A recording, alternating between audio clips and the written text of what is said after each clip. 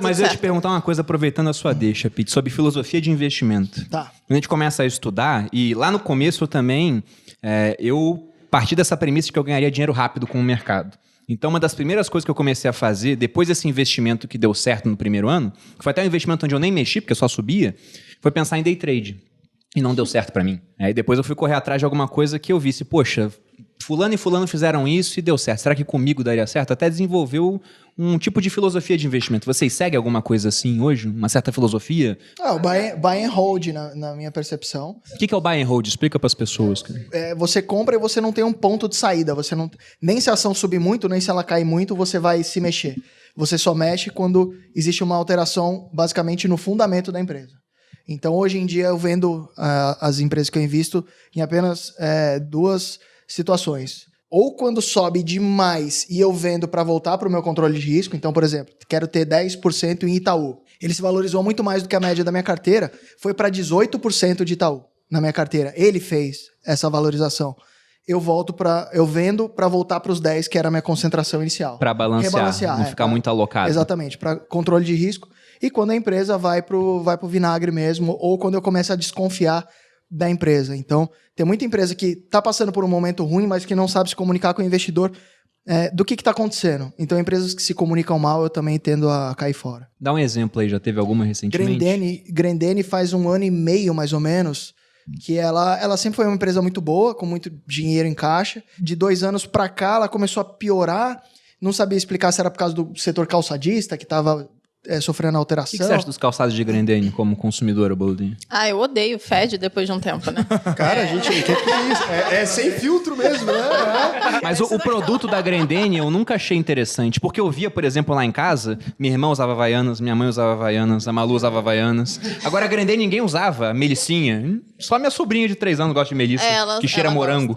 Mas é uma empresa que tinha muito dinheiro em caixa, então quando a renda fixa era bem alta, esse dinheiro que ela tinha em caixa rendia, começou a cair taxa de juros, começou a deteriorar o resultado, então parecia que eu estava investindo numa empresa que era uma rentista e não uma produtora de sapatos. E não é porque você vende que você não é adepto do buy and hold, porque eu não vendi, peguei o dinheiro e fui nas Bahamas tomar caipirosca. Eu substituí por uma empresa que eu gostava mais, eu acho que na época foi Arezzo, dividi metade em Arezzo e metade em Klabin, que não tem nada a ver, mas que eu queria investir na época. Então, acho que o buy and hold é um cara que está sempre investido, ou seja, sempre posicionado em bolsa e sempre investindo, sempre aportando, enquanto existe o fundamento. Temos eu um acho Fábio que você Holder, é mais value investing aí, hein, pela sua explicação. Não, é porque o buy and hold é uma maneira de lidar, mas a filosofia poderia ser isso, Sim, né? sim. Um vale, um growth. Eu só classifiquei mais o pitch assim, mais por conta dele falar que quando sobe muito, né, ele vende um pouquinho. Então, ali para manter a gestão de risco. tem a ver com gestão de risco e não com valuation, porque tem gente que fala, subiu muito, ficou caro.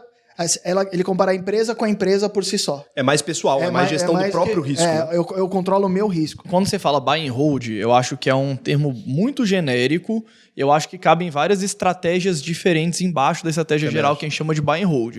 Em teoria, quando fala buy and hold, traduzindo para português, é comprar e segurar. Então, é você investir nas empresas com a mentalidade de sócio e você ganhar no longo prazo, tanto com o crescimento delas, que você vai ver na valorização das ações, quanto com os dividendos que ela paga. Qualquer estratégia que tenha isso no seu cerne, ela é uma estratégia de buy and hold. Agora, dentro do buy and hold, você pode ter uma abordagem talvez mais passiva, de girar muito menos a carteira, uma estratégia talvez um pouco mais ativa, fazendo algum rebalanceamento, ou às vezes trocando algumas posições no meio do caminho, mesmo com a visão de longuíssimo prazo, você pode ter uma carteira um pouco mais ativa, talvez. Acho que ainda caberia dentro do buy and hold. Então, acho que tem nuances.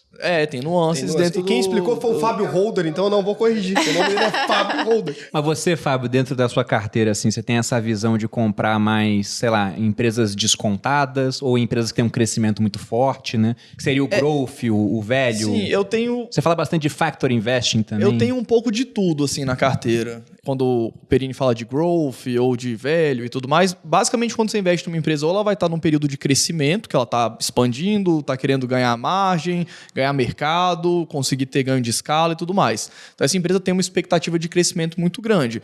Essa empresa, normalmente, ela não é consolidada, ela é um pouco mais arriscada e ela não paga tanto dividendo porque ela precisa reter para reinvestir para continuar crescendo. Outras empresas, como, por exemplo, vamos pegar a Ambev, por exemplo, aqui no Brasil. A Ambev ela tem 60% do market share de cerveja e ela já está em outros países, né? Está na América do Sul, está no Canadá.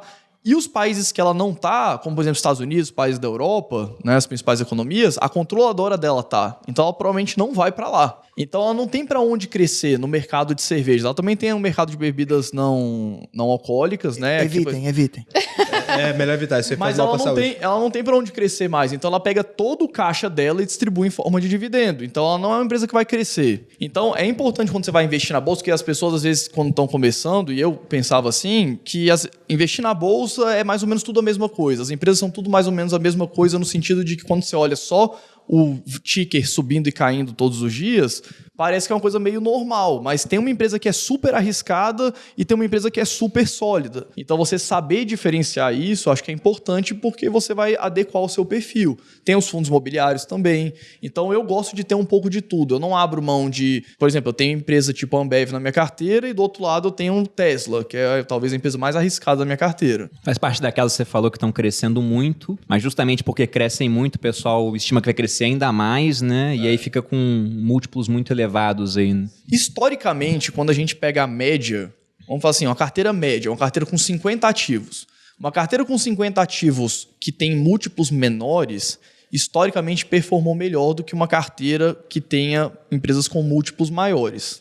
São empresas, porque quando a empresa tem um crescimento muito grande esperado pela frente, o mercado já precifica, o mercado não é idiota, fala, a empresa vai crescer muito, então você paga mais caro. Então, na média, as empresas que você paga mais caro, que são empresas de crescimento, elas performaram pior do que empresas de valor.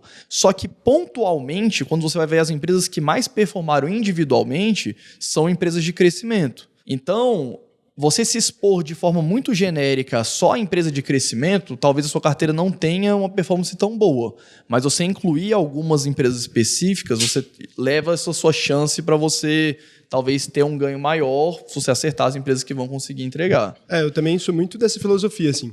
Eu tenho muitos ativos, mas eu tenho algumas regras muito claras, assim. Eu não vendo empresa quando sobe, então não tem essa parada, subiu, esticou, saiu do potencial que eu deveria, nem eu que vou esteja vender. Estimada 25 mil vezes os lucros. Cara, tipo o Banco Inter. Não, é muito. Eu ainda não vendi, por exemplo. Já estava esticada há muito tempo, né? Eu não tenho. Não, e pode continuar esticada durante mais tempo, a gente não sabe, né? Eu nunca faço esse tipo de venda porque eu tenho medo da famosa dor de corno. Daí eu vendo a empresa agora. E assim, se você pegar e vender uma empresa na hora que ela estica os múltiplos, você nunca teria feito parte de nenhuma das empresas que mais cresceram. Então acho que vender prematuramente é tão errado quanto comprar uma ação ruim. Na minha opinião, eu perco o dinheiro do mesmo jeito.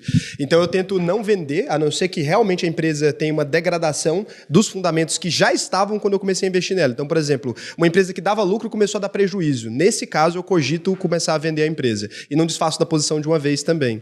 E eu divido minha carteira muito parecido com o que o Fábio falou. Então, eu tenho tanto empresas historicamente muito antigas, 120 anos a empresa, 130 anos. Essa é uma coisa muito importante para mim. E eu só invisto em empresas que têm um grande braço de pesquisa e desenvolvimento. E lá atrás, cara, eu vou olhar lá a Klabin, sei lá, cara, 90 anos atrás a Klabin começa a produzir algum produto que não era produzido naquela época. Então, eu olho muito para a história da empresa e eu tento imaginar que ela tende a repetir isso, né? A empresa que já fez isso várias vezes e que costuma ter um grande histórico de pesquisa e desenvolvimento, ela tem um percentual maior da minha carteira do que as que não têm.